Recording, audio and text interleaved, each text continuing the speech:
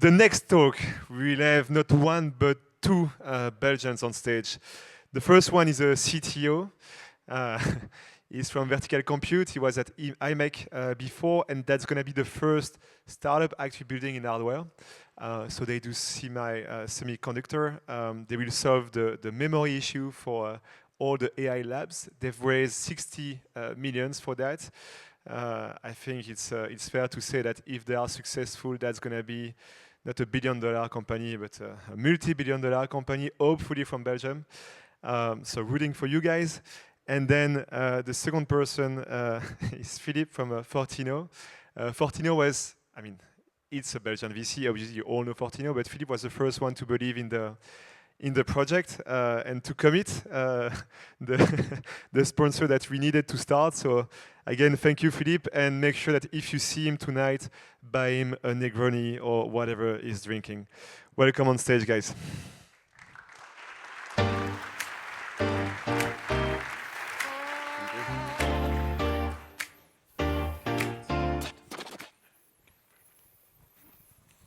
Thank you, Tanguy. Does it work? Yes, it works. Good afternoon, everyone. I'm very, very happy to sit alongside Sebastien here, as Tanguy said, CTO and co-founder of Vertical Compute. As mentioned, I'm Filip. I'm managing partner at Fortino Ventures. And we are a B2B AI investor. I can't say software anymore in these days. And actually, we are typically an application layer investor. And I'm quite vocal that I'm very keen and proud to be an investor in Salon-Key, for instance, software for hairdressers and beauty salons. And so you might wonder, what does that have to do with semiconductors? Nothing. And so there's a risk that actually I'm a complete miscast for interviewing you, Sebastien. But after an era and a decade of SaaS, cloud, generating value, I'm very, very eager to learn from you how, at least in Europe, we can try to build value through semicon, through AI infrastructure. So let's get straight into it. And can I quickly ask you to maybe reintroduce a bit more in depth, yourself, and also share the mission of Vertical Compute? Yes, so we have one thing in common is that we both do business B2B AI. But indeed, Vertical Compute is 18 months old, and what we are developing is a new semiconductor component. So think transistor, that's how you do compute. You need transistor and capacitor to do DRAM memory that you may have heard about. And we have basically developing a new component like that. So it's really at the core of what semiconductor technology is used to power the software. And that's why the ambition is basically worldwide, because if you bring this component to the market in real systems, you can most likely develop the future of compute, and maybe out of Europe. Let's see. And I mean, the way I understand it is like AI works with a lot of constraints today. You have GPU constraints, you have energy constraints, but clearly memory is an important fundamental constraint for the next generation of AI. Can you elaborate a little bit on that and how you, with Vertical Compute, aim to solve that? Yes. First of all, obviously, data center holds this name very well. It's data, mostly, to fit a few compute chips in the center from NVIDIA or others. And that's a gigantic problem. You know, the AI data infrastructure, I guess you all know, but the size of the data centers today are the size of Manhattan. It's completely out of this world. In actually, AI space infrastructure is most likely the only way out in terms of capacity to do that. Or you use a new component and you do something much, much more efficient than all this big build-out. And that's basically what we want to do. With Vertical Compute, we are building basically the first vertical memory. So you can imagine in 2 dimensions, every data is stored in a 2D array, like a chess board. And we are the first ones to start piling up vertically data, up to 100 bits vertical. That means you can indeed go to 100x more capacity on chip to make single chip system with relatively big models fully into it. And we believe it's going to be a key technology to propel AI outside of the data center and in the physical world. You know, physical AI, robots, but in fact everything that is basically not a data center and that is going to get intelligence as we go. So you build a complete full new component? Is it complementary to what exists today, or it's really something totally new and it's full stack that you build it from the ground? No, it's a new component, so we still need transistors, we still need eventually a GPU or a CPU or NPU to compute. What we provide is a kind of super acceleration layer in hardware, so it's a component that we would sell, for example, to NVIDIA or other AI system builders. If you think about data centers, it would be these big racks, but it could be obviously a company working in the maybe robot space, physical AI.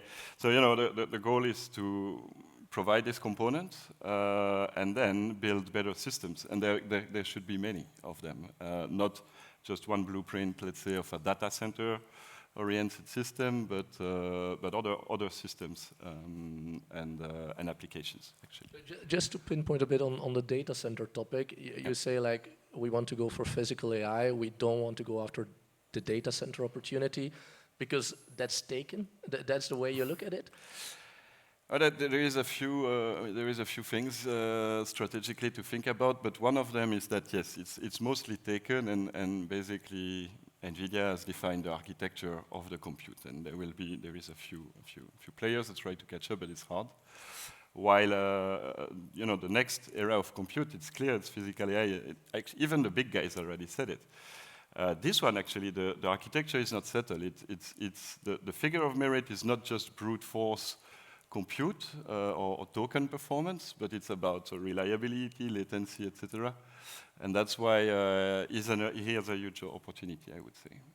I mean, physical AI is all around, I would say, at least as an investor, it's a buzzword that I can quote for 2026. What are the one or two examples, imminent examples, that we might expect from technological innovation that will come to robotics, to industrial machining, and to the edge compute, that you will see 1-2 years down the line rather than 20 yes. With the evolutions we see? So overall, the goal is to be able to pack as much intelligence into a chip that's cheap enough that you can, you know, bring it to the mass market. And for example, I think the example this morning of Gradium, who is trying to do, you know, autonomous speech-to-speech translation. Imagine if you could that with a single chip, you know, something that would maybe cost 50 €, fully autonomous translator, no network, no nothing.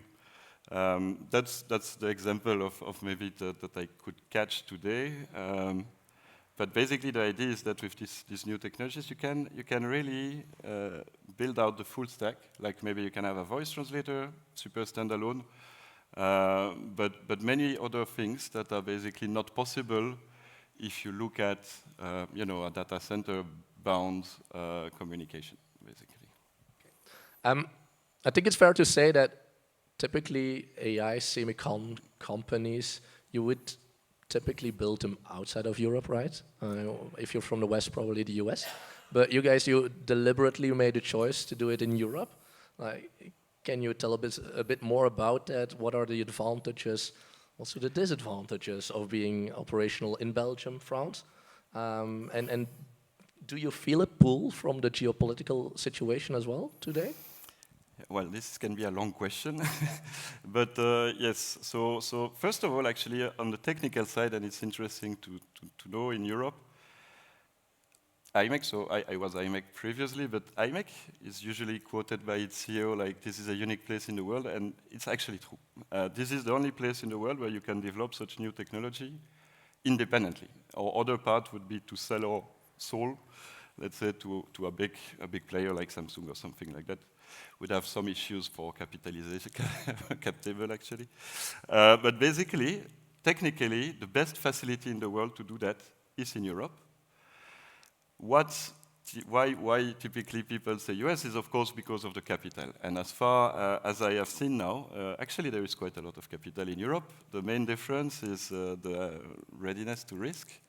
right? So we are going to test that because we take definitely, a big picture approach to this company, which means that we'll take every level of acceleration that we can take to bring this to market.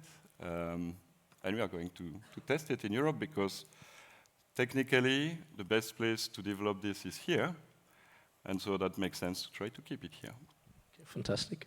I mean, as you said, you've raised, actually in Europe, already quite a bit of money in the stage you're at, right? You're 18 months old, Yes. raised close to 60 million. I mean, I have two questions actually. One is, would that have looked differently if you had raised in the US, the journey so far? And secondly, if I can be as frank, like when I look at your cap table, you have fantastic Belgian public investors, you have a few private French investors, but there's no Belgian private investors. Like, why didn't you call me? So first of all, and the reason also why we stayed here, and I actually can't tell about the US, is that our first round closed absolutely too fast. So we were not ready, and a lot of people could not join, which is a pity. Second round actually did the same, and that's why it seems so far we can get the money we want. But I would love, of course, that more private Belgian investors join us on the next round. As you can imagine, there will be more.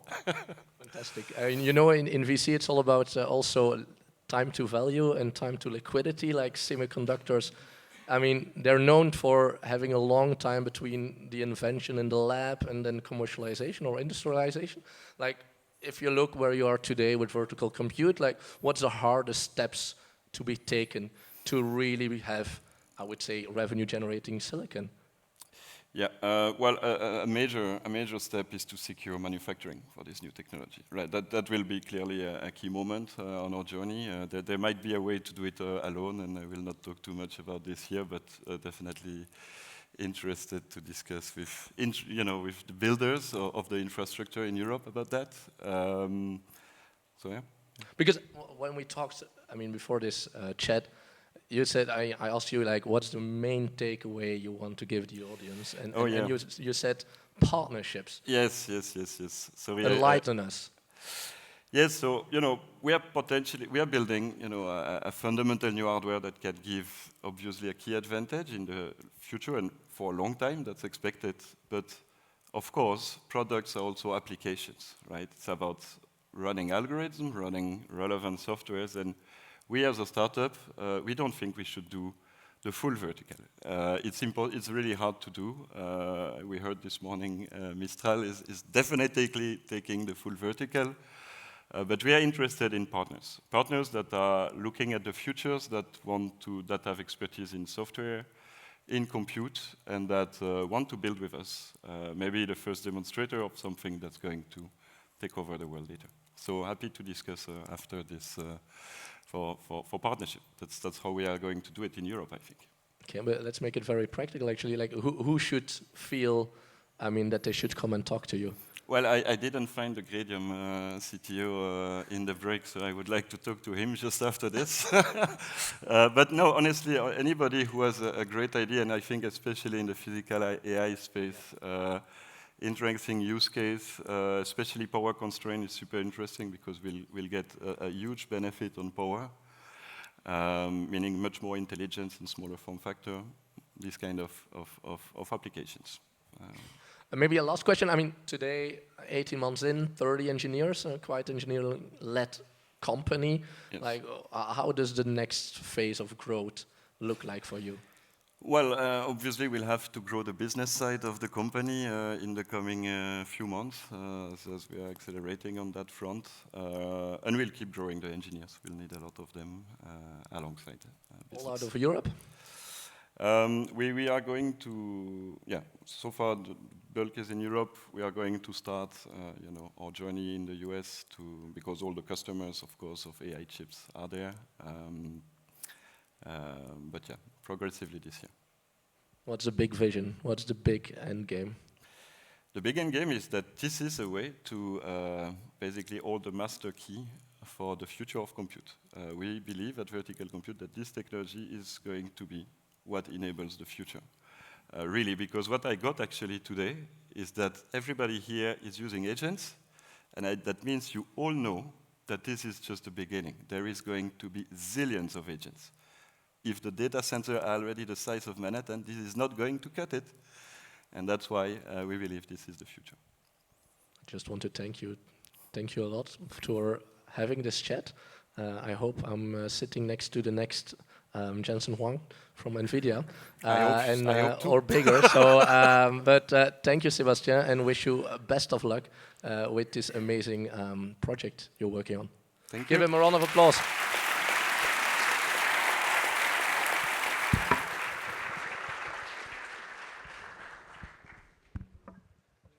Thank you, guys. It was awesome.